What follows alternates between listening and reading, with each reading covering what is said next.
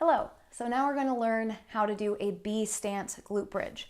Now at this point, you should already be familiar with a glute bridge, which, for refreshing your memory's sake, is this guy here.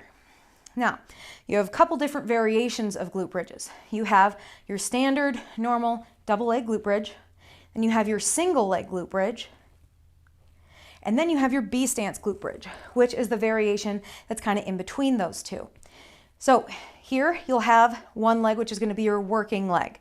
I'm going to actually have my right leg be my working leg because then you'll be able to see what my B stance leg is doing. So right leg is the working leg. That's going to be your primary mover. Then you have your B stance leg, which in this case will be my left leg. Now to do this, we're going to take our B stance leg out of play, meaning that it's not going to be working, but it is going to be there to support you so that you're not just flopping from side to side. So for this, I like to take my heel forward a little bit and think you're pushing just through your right leg.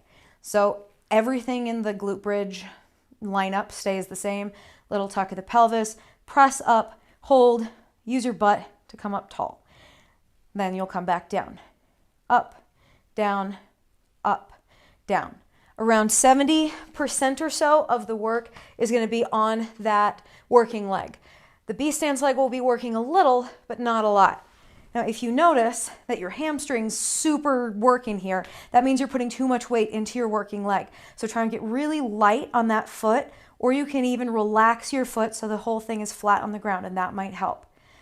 I'll show you on the other side. So we have our left leg becomes our working leg. It moves nice and close. B stance leg, now the right leg is going to come away from you. Tuck, pressing up using your butt, back down, up and down, up and down. Now with this, you can always make this harder by adding a dumbbell. Everything is going to stay exactly the same.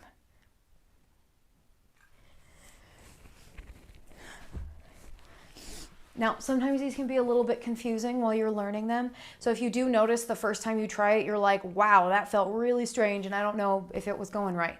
So step one is you got to figure out what the heck you're doing and then you move forward from there. So give yourself another chance to learn it, but always ask questions, bring questions to the group call, take a form video, post it to the thing so I can see what you're doing and I can give you some feedback before our next coaching call. I will talk to you soon.